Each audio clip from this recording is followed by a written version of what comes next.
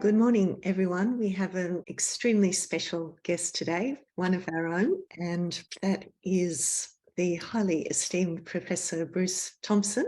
And Professor Thompson is head of the Melbourne School of Health Science here at the University of Melbourne, and he's also an active clinical scientist. He has over 30 years of experience working in hospitals, universities, the community sector, and business. He's a key opinion leader in respiratory medicine nationally and internationally, and sits on numerous national and international scientific and clinical committees and boards for the profession, non-government and not-for-profit organisations and industry. He is a past president of the Thoracic Society of Australia and New Zealand. So thank you very much indeed for coming along today, and can't wait to hear your talk. Over to you. Thank you. Thank you so much. And it's really good to have a chat to you guys, and really looking forward to a whole swag of questions. So please don't be shy. Just whack your questions on chat, and we're more than happy to have a little bit of a chat later. This sort of work, I have to admit, I feel like a complete fraud because most of the work is done by a guy called Kim Prisk, who's a space physiologist, respiratory physiologist in San Diego, and gave some of this talk actually to a space meeting that Rowena organized last year about where do we go for the future of space medicine and what sort of questions do we need to have answered. So I'll talk a little bit about some of the stuff that we know, especially associated with the lungs. I did part of my PhD at the UCSD space physiology group, and it was an exhilarating time. Like, it was just one of those things that you pinch yourself, that you say, hey, we're really mucking around with this stuff. This is seriously cool. So, and on top of that, there's a lot of really interesting information that is more than just interesting science, is potentially useful clinically. So we can talk a little bit about that later. So I just wanted to acknowledge Kim. If you're ever interested in reading an article, look at the pulmonary challenges of prolonged journeys in space travel in the lungs to the moon. That was published in the Medical Journal of Australia a couple of years ago. And I remember actually the editor was in a session that I was chairing in the Thoracic Society, and Kim just gave a talk and he said, hey, how about you write a bit of a review? And it's a really nice thing that you can sort of sit on a Sunday afternoon or whatever and just go, hey, that's pretty cool science, what they actually did. So part of the issue we're also looking at, this is Mars, little planet, just relatively close compared to other planets to Earth. And we need to think about how we're going to actually stand on it and what do we need to do for us to go all the way out of there. It's not close. So it's more than a couple of days away, like it's many, many months. So it's one of those things of, if we're going to go out there, what do we sort of things we need to do? And part of the issue is how does the lung behave in microgravity for a long period of time? So this is a nice little photo from the moon back to the Earth. Don't see that sort of picture very often. And it just gives you a bit of an idea of we are really, really a long way away from these things. So if we're going to take 6 months just to even get there, then how's the lung going to behave? And what sort of things do we need to know about? We need to understand a bit more about decompression sickness, which we do the other way around when we actually do a dive. We're in hyperbaric environments. What happens?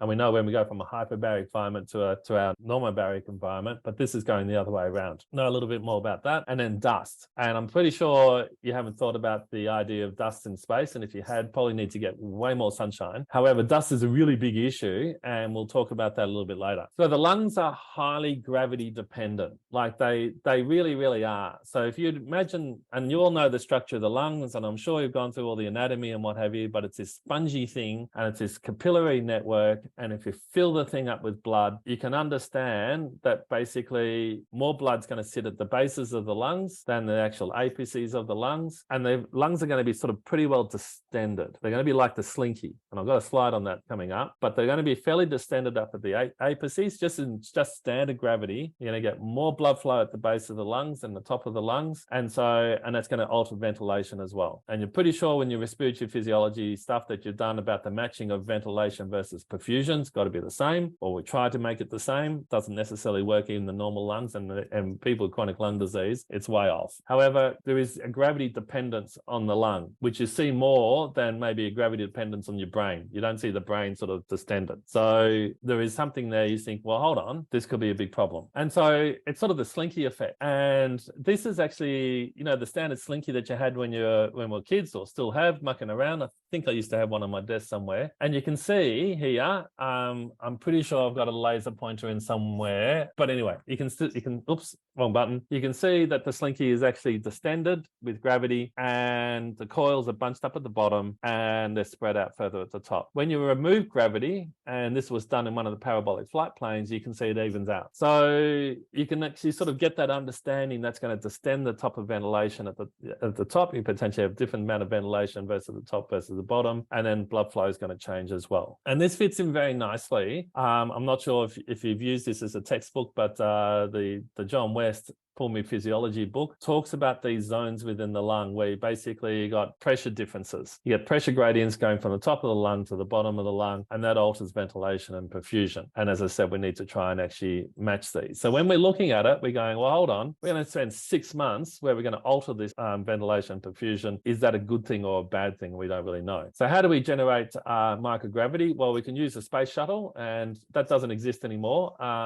They sort of ran out of money and blew a couple of them up. And so that's a fundamental problem for us to actually start doing any prolonged time in gravity. But it was a really cool device. And inside the actual space shuttle, there was a laboratory, and it basically sat in the cargo hold. And we could do a whole bunch of experiments sitting inside the actual cargo hold. And you can see this is a photo from the top of the space shuttle down, sitting there orbiting the Earth. I think that's the Gulf of Mexico somewhere in San Diego and what have you, but a really cool photo. And inside, and these are sort of the experiments that were being done when I was there. On the left-hand side, we got an astronaut just doing simple spirometry that you might have done in one of your prac classes, and which I've done hundreds of those every day in pulmonary function laboratories in major teaching hospitals. Only need to go to Royal Melbourne Hospital, pulmonary function lab, and that's what they do. So here's a bunch of astronauts at various experiments just doing lung function tests in the space shuttle, and they used to, beam the data down in real time. So seriously cool. You can see the astronaut there with his pneumotac holding it on top of with both hands, and you can see a little flag from New Zealand. Clearly this was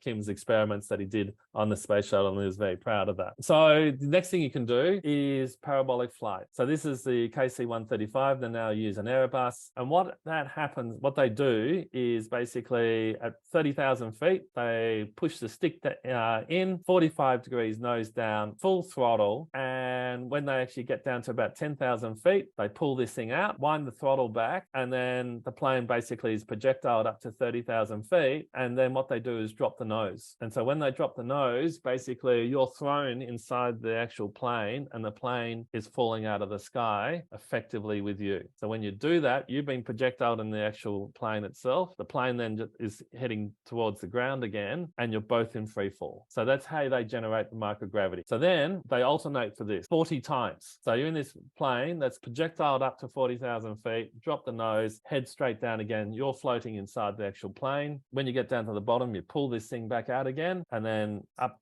45 degrees nose high, and you keep on doing these parabolas 40 times. So that's why they call it the vomit comet, because at the end of the day, everyone gets seriously airsick. So people potentially take things like scopolamine, which is a antihistamine, and they also, which potentially bombs you out, and so they take a little bit of amphetamines just to keep you awake, and that ultimately suppresses the nausea. So serious piece of kit to generate about 30 seconds of microgravity. So you can do experiments. So here's actually a photo of Kim sitting on a breathing device where they're actually looking at particle deposition. The two other women, there's the woman on the right-hand side floating with her feet right in the air is Chantal Dequesne, who's a particle physicist from Brussels, and Janelle Fine, who's a biomedical engineer associated with the group as well. So they're doing experiments inside that particular plane in free fall, and that's how they generate their microgravity, and they can do some really funky stuff with it. So again, this is in the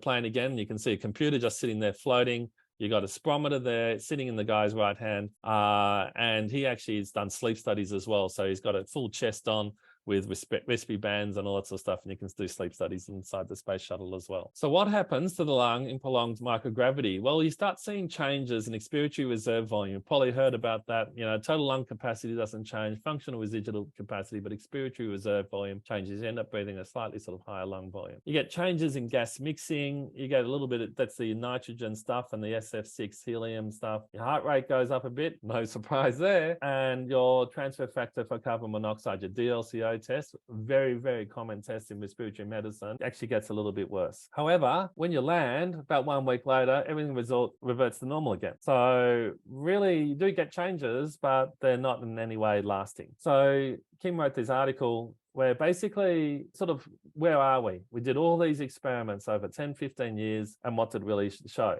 So in normoxic, in a normobaric environment, lung function is not a concern following long durations of microgravity for up to 6 months. Really didn't do a lot. So either the lung's actually pretty dumb and doesn't understand it, but I'm a bit of a fan of the organ myself. I sort of really like the lungs. I suggest it is actually really well designed and extremely smart. So ultimately, all those changes that we saw with the slinky and the effects of gravity on the lung, when you remove it for a long period of time, then some changes happen, because you alter the changes in VQ and a few other sort of minor things. But when you actually land back on Earth again, it just resumes normal positions again. And that's probably because we've been, born and grown up in a gravity environment. So not a lot to see here. So the next one is decompression sickness. And at the end of the day, we may have something here that we need to worry about. And doing the extravehicular activity, where basically astronauts have to actually jump outside and do some work on the actual craft that they're in, is something that actually happens. I have to admit, seeing these photos of it, you're just going, that is extraordinary, that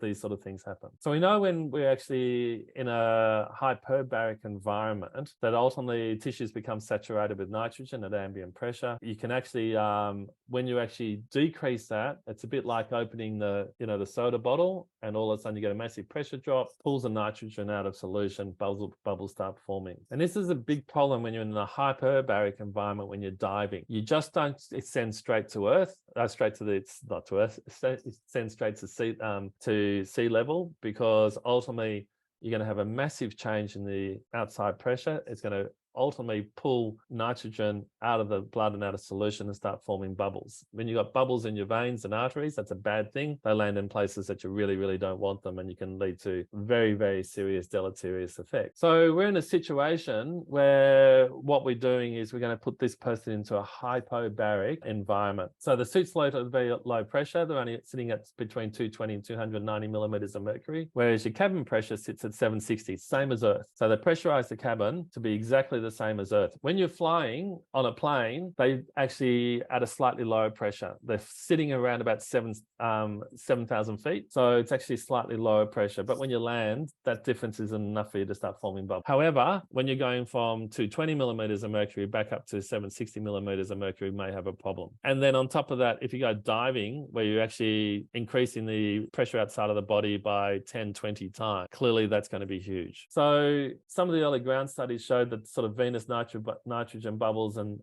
there was a significant incidence of decompression sickness. However, they've had no confirmed reports in decompression sickness in flight at all. So their whole protocols that they're doing seem to work really, really well. So not a lot to see here as well. I think we're in a pretty safe space, pardon the pun. So now we're looking at, we want to get to Mars. And so what NASA's done is set up the Artemis project. And ultimately what they're looking at doing is having a bunch of people sitting in a craft that's sitting there orbiting the moon. And then what they'll do is do short trip to the actual lunar surface to start setting up, understanding how can we actually set up an actual station on the actual moon itself, and then eventually be able to do the same thing for Mars. Actually set up a camp. Now, this is a big deal, and it says there, this is a dress rehearsal. So the construct of actually having a craft that's sitting there orbiting the moon, do day trips, or going to be longer than that, but do short trips to the actual surface and then back up to the craft again. This project is actively going at the moment.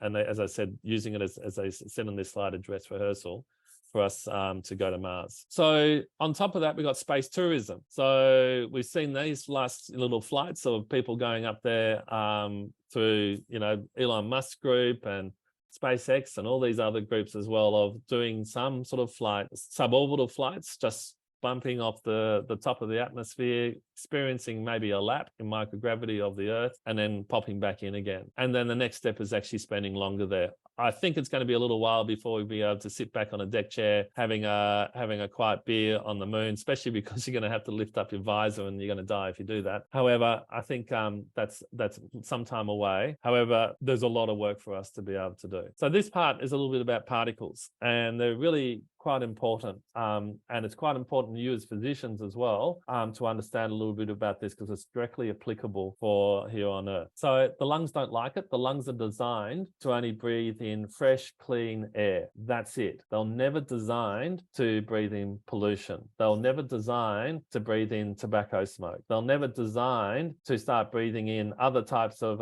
hazardous substances that we potentially get in the workplace. And you can see the dust, the regolith that the astronauts is this really fine talc powder type stuff. And you can see that footprint, how it really compresses. And you can see how filthy the actual suit is. And that photo of the astronaut after they've taken the suit off, you can see that it's got into everything. So even though that these suits are pressurized and all that sort of stuff, it gets everywhere. It's almost like cocoa powder or flour. It is that fine, and it potentially just gets absolutely everywhere. And as I said, this stuff is potentially quite nasty. So it's respirable. It's less than 10 microns, 10% of the lunar soil. And this is what it looks like. And it's almost like a coarse, and we need to sort of start understanding what actually happens, because the astronauts smell it. It's almost like when you light a match and you have that sort of corsite where it stings in your nose. This is the problem, and so we need to actually worry about it. And this particular article is where it says fine like powder but sharp like glass. So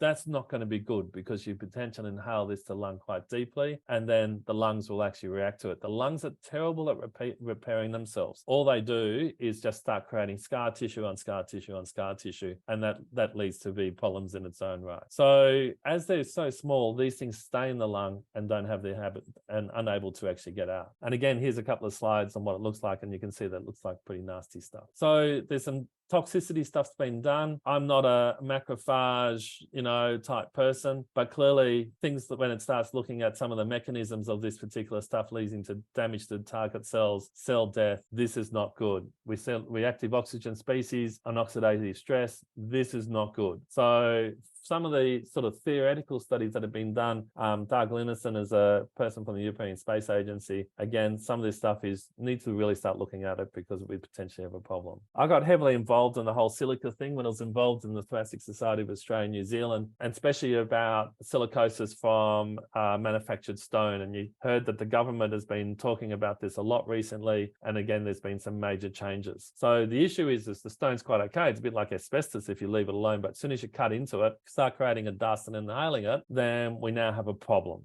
And we actually end up having a really big problem. And half the issue is a lot of the stainmosts don't actually wear appropriate PPE. And we know a lot more about that than we used to as well, especially with COVID. But clearly inhaling this stuff is not going to be a good thing. And we end up with this accelerated silicosis that anyone who's even not very good at reading these images, you can clearly see that particular CT is not right. So very much associated with high exposure, develops within 10 years of exposure, and it can basically lead from diagnosis to death within 18 months. So really, really nasty condition. Silicosis used to be something you used to be able to live alongside with, sort of cope okay. But this rapid accelerating silicosis, especially with high exposures, is extremely concerning. And then in terms of other particles where we can actually get a problem as well, 2016, you may remember, you would have been old enough, that we had this massive thunderstorm come across Melbourne, led to 10 deaths, 7,000 people landed in the hospital, and 30,000 people had significant symptoms.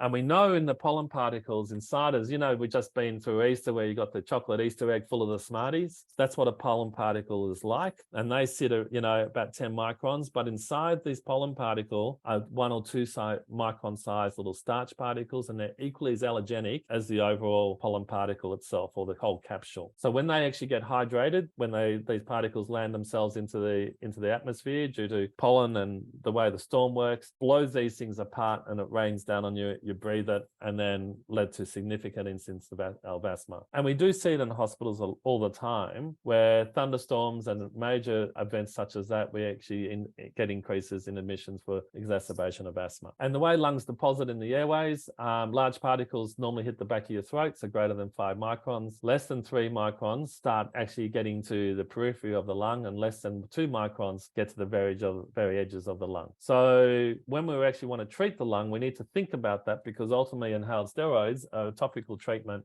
and we basically want to land those particles where the actual inflammatory process is occurring. And it's pretty important because, high prevalence of asthma, 1 in 9 people have got it. That's 2.7 million.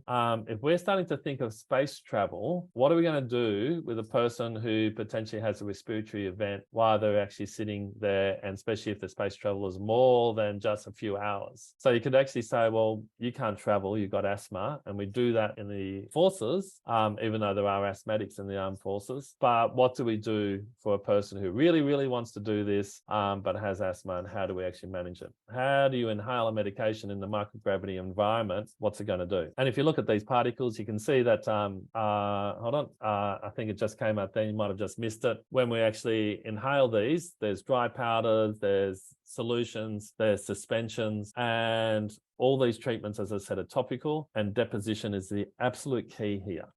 We really need to focus on that. So if we're in a microgravity environment and dust, how much deposits in the lung, how long does it stay around, and how nasty is it? So we need parabolic flight. We need one of these devices, and we've been discussing to be able to hopefully set this up in Australia within the next sort of 12, 18 months, 2 years. So if we can get one of these in Australia, we can start doing some of these experiments. So once it also lands in the lung, here's some experiments that we're looking at doing as well. We want to actually see how well the mucociliary clearance gets rid of this stuff. So already described the issue about it, but the actual clearance of it hasn't been done. And we potentially could do this in a very short microgravity environment, but ultimately we'd need suborbital flight. And the Virgin Galactic potentially gives us that, and they would actually take you up, but it does cost you about $100,000 a ticket, or even more. But we could potentially do that. You can measure mucociliary clearance by radio labeling technician and seeing how well it actually exits the lung. You can actually put one of the it's basically doing a nuclear medicine study in this particular craft, and that's more than possible. And you can see the photo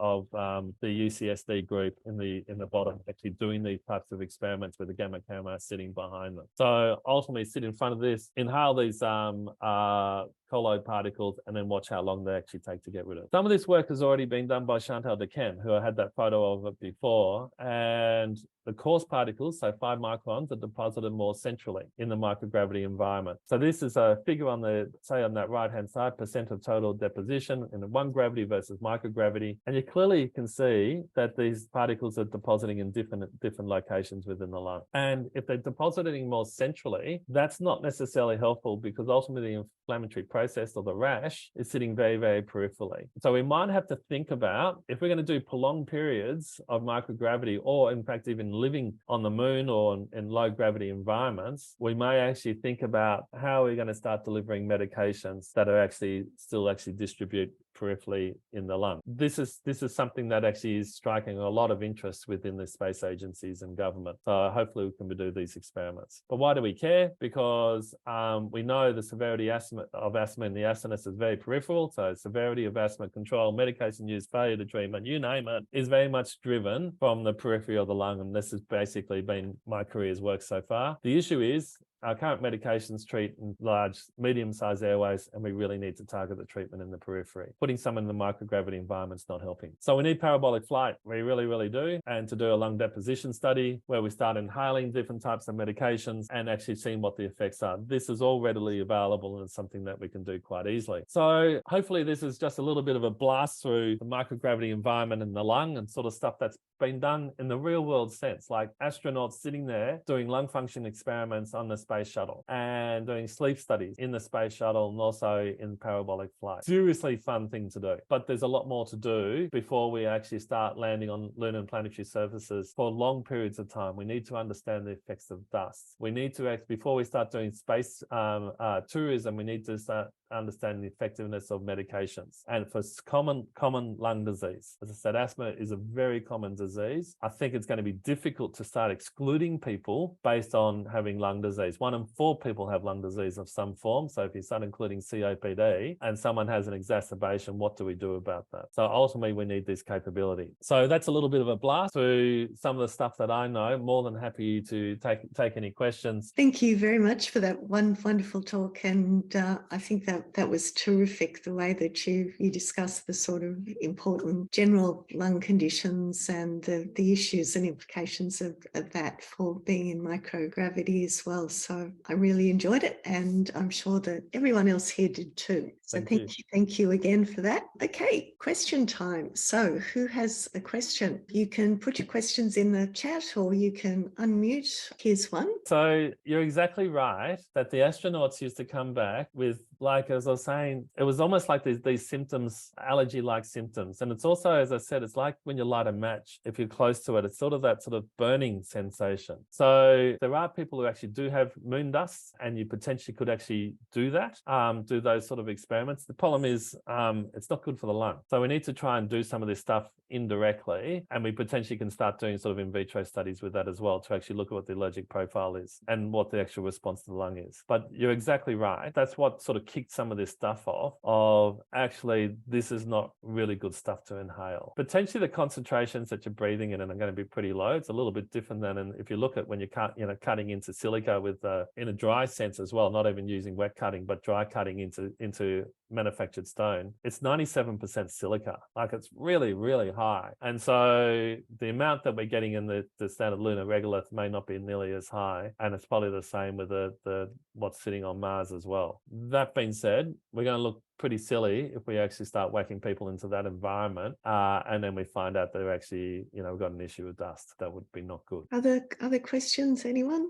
I'm also happy to take any questions on respiratory stuff as well. So if that's pertinent at the moment, fire a question, that's no problem. And I actually had a couple of questions, if that's sure. When you were showing that image of the particle deposition and the difference between 1G and microgravity, it looked like in the microgravity one that there might possibly have been some tracer going down into the stomach as well, underneath the lungs, which I guess would probably make sense. So that's my first question. Yeah, and I think that's exactly right. So when they inhaled it sits at the back of especially larger particles like 5 micron. When you inhale it, ultimately the particles 5 microns and above have mass, even though it's really low. So therefore, if it's got mass, it's got inertia. So when you inhale, basically at some point the gas has to go due south. It's got to do a right-hand corner, head down. If it has mass, basically the particles hit the back of your throat, depending on the flow rate. So if it does that and you swallow, basically it will land into your stomach. That actually happens with your respiratory drugs as well. So when you're taking your standard short-acting beta-agonist, Ventolin or one of those, that actually has a high number of actual large particles inside it, where it's not nearly as efficacious as it should be. So when you inhale this, especially if your inhaler technique is not correct, hits the back of your throat and you end up swallowing it. The problem with that is it's all topical treatment. And so if it lands in your stomach is not your lungs. We all know that. So therefore, it's not going to be very effective at all. So this is going to be pretty important.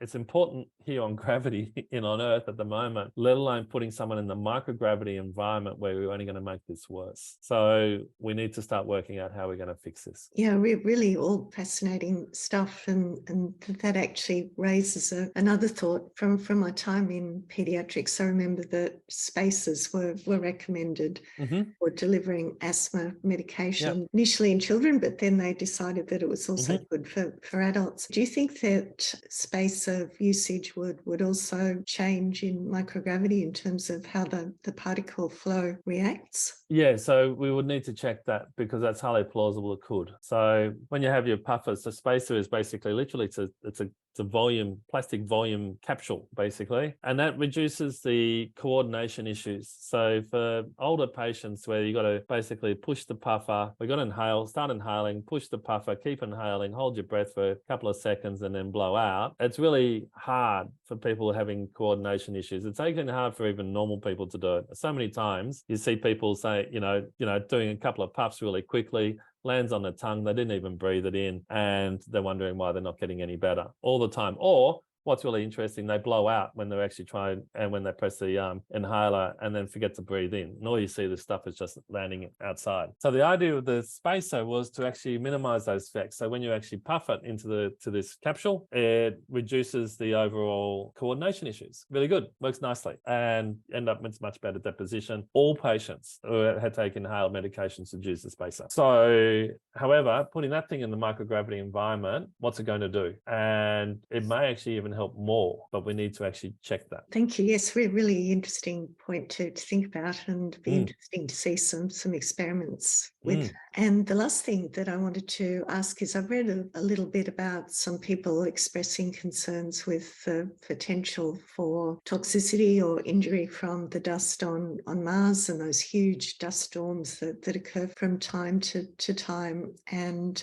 I wondered if you had any comments about the issues with dust on Mars as opposed to the sort of well-known qualities of the lunar dust that make it so hazardous. Yeah, absolutely. So definitely needed to be concerned about it. I think they got a pretty good idea of what the makeup of the soil is on Mars. So, and Rowena, you might be able to remind me, I'm not quite sure what the silica content is, but they actually need to look at it properly, because all they can do is, they haven't necessarily grabbed the sample yet and brought it back to Earth. But if it had high amounts of silica or anything that was noxious, then that's going to be a problem, and we actually need to actually look at the shape of it as well. So if it's like the sort of the glass-like particles or fractured glass-like particles, but in the size of microns, we've got a real problem. And it's a matter of just dealing with it. So, we only need to look at how society's changed in terms of, in the occupational sense of actually having the appropriate PPE. And we know what the problem is if you don't, like, it's just seriously bad. But we only seen in terms of mass use, in terms of viruses and what have you over the last couple of years with COVID, how we've almost like socially adapted to actually use these more. So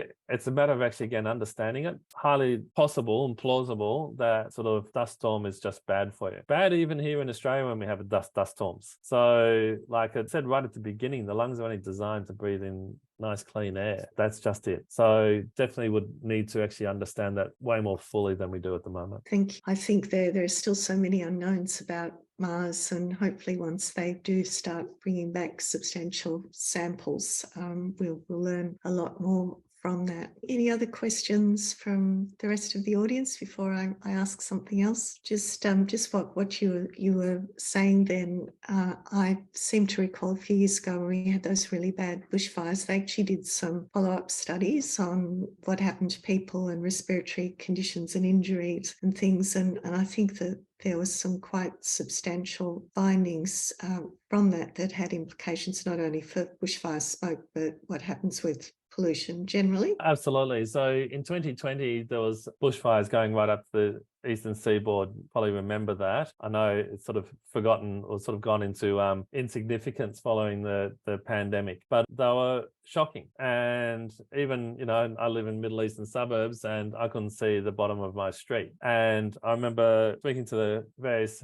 shadow health ministers, and they said, so what do you want to have a chat about? And I said, look outside, because you couldn't see anything and we're breathing that in. And we know that actually increased hospital admissions for asthma by 30%. So there is no two ways about it that the lungs don't like it and it triggers it. Also, a number of years ago, it's probably 10 years ago now, there was the Hazelwood coal mine fire, where basically a grass fire blew into the actual coal mine and set the thing alight. And that took best part of a month to get out, because think of the amount of fuel, and it got set alight. The plume that actually covered Morwell was huge and extremely toxic. So I was the respiratory lead for a project that was funded out of Monash, looking at the health consequences of that coal mine. And my interest was respiratory. We know when you start inhaling particles associated with bushfires and other types of pollutants, that it actually leads to real cardiac changes. So enters the bloodstream, if they're fine enough, via the lungs, and that leads to deleterious effects in terms of cardiovascular changes. So it's not good. But what does it do to the lungs? In children, we know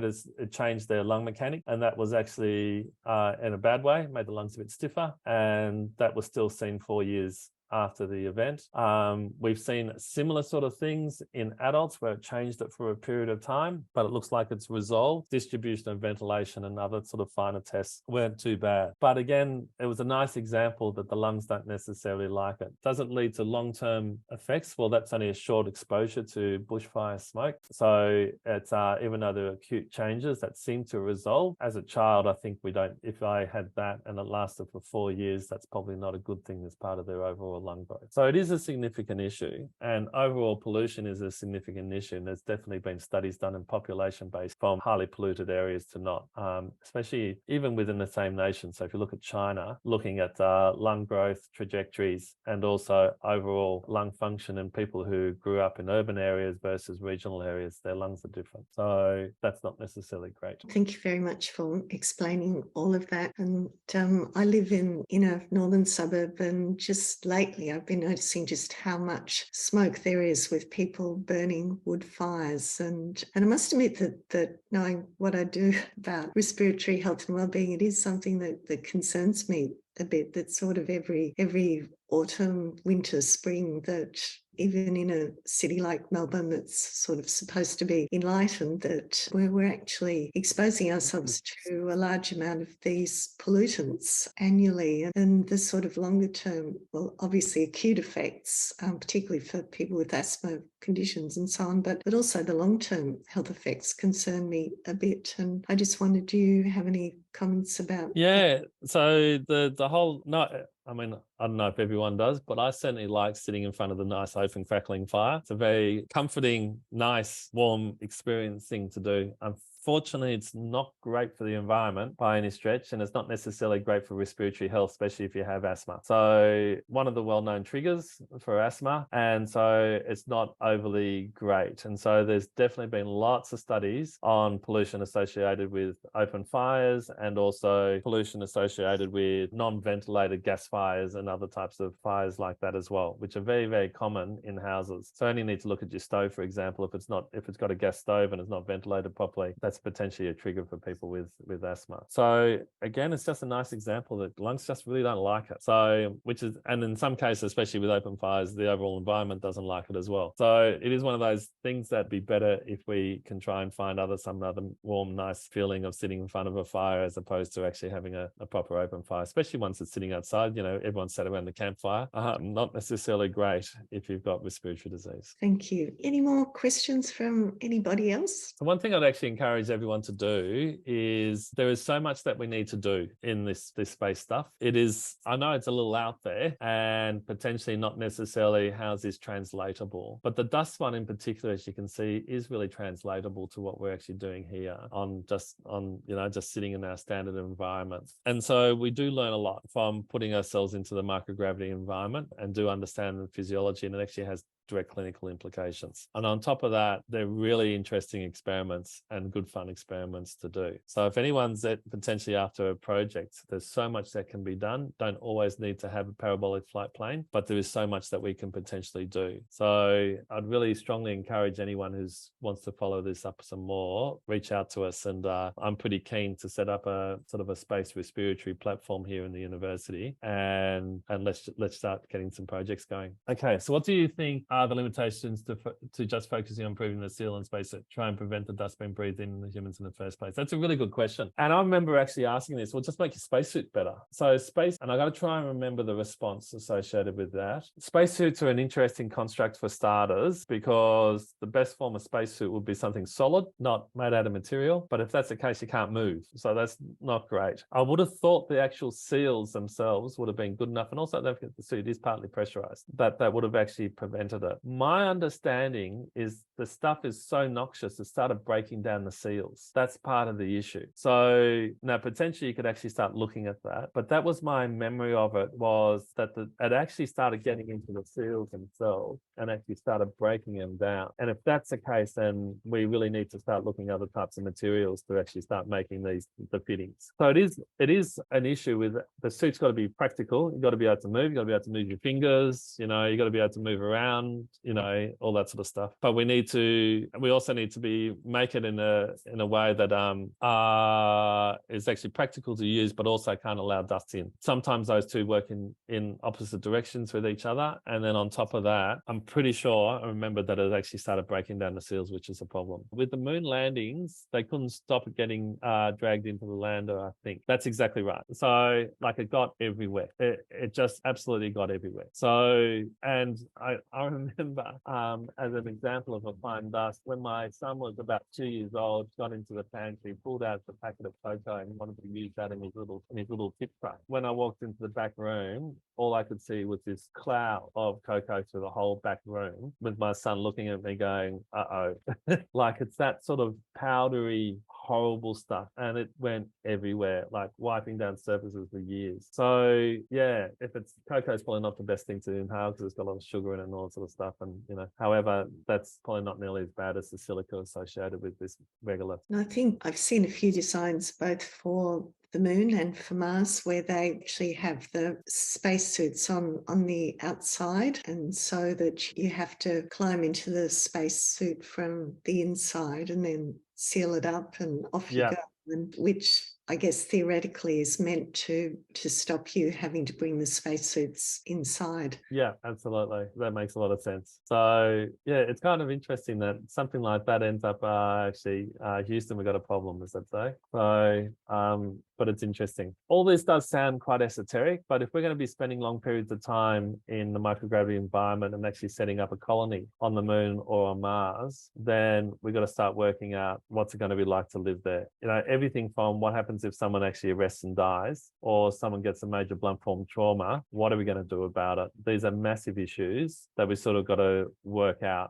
before we get too much further down the track. I think working that out when it happens is probably not necessarily ethical. So it is really interesting, the whole space exploration aspect of it, and please get involved. It'd be great fun. Excellent advice. And last call for questions. If there aren't any more questions, I'll just wait a moment. No, it doesn't look like it. We're done. I think that's a really good note to finish on. So if we could all please say thank you very much to Professor Thompson for coming along today to give us such a wonderful talk and wonderful discussion. And I'm delighted that Professor Thompson has actually agreed to come back in a few weeks' time for a fireside chat with us to talk about life in medicine and research and how you can do it all. So yeah, that'd be good fun. Looking forward to that. So that'll be wonderful. And thank you so much for coming along today, especially when you're always so incredibly busy. We really, really appreciate it. Absolute pleasure. And really looking forward to catching up with you in a couple of weeks' time. Awesome. Thanks so much. No worries.